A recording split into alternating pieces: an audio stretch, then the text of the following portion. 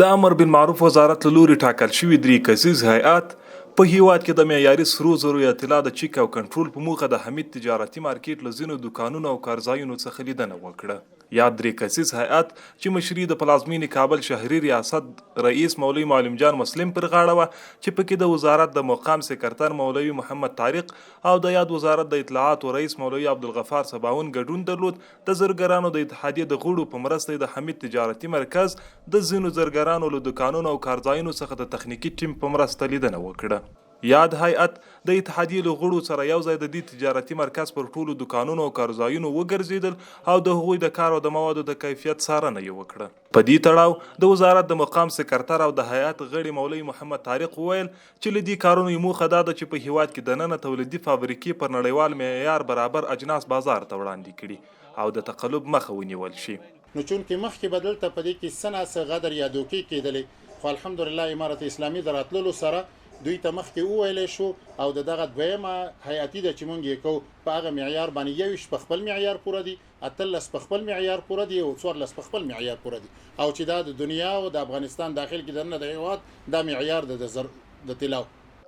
هغه همدارس د خپلو خبرو پر مهال وویل چې دا لیدنې به د هیواد نورو ولایتونو ته هم وغځېږي او زیاته یې کړه چې هغه کارخانې به وتړي چې د ټاکل شوي معیار سره سم اجناس بازار ته نه وړاندې کوي. د زرګرانو دپاره او کومې چې کارخانهدار دي هغوی ته مو توصیه ده لکه څنګه چې دا په معیار پوره و، دغسې چې تاسو خپلو هیوادوالو ته خپل تولیدات په معیار پوره کوي، بیا به د خپل هیواد نه کې دننه پرېږده چې د خپل هیواد نه بهر به یې خلک اخلي او ستاسو کاروبار به هم ښیي، د ملک او د هیواد نوم به هم ښیي او د کارخانو نوم به هم ښیي. په ورته وخت کې د پلازمینې کابل د سرو زرو د تولیدي کارځایونو د چک او کنټرول رئیس سمیع الله نظري له وزارت څخه ورغلي هیئت ته د ښه راغلاست ترڅنګ وویل چې په پلازمینې کابل کې نږدې 101 تولیدي فابریکې شتون لري چې شاوخوا 15,000 هیوادوال پکې په کار مصروف دي. در کل در کابل 191 کارخانه تولیدی هست که حدود 3700 تا 3900 نفر بچه ها و شاگردا که همی فن یاد میگیرن، همی هنر یاد میگیرن، مصروف کار هستن و الحمدلله کارخانه‌ای هست که در روز در 24 ساعت 1 کیلو تا 2 کیلو را تولیدات دارن.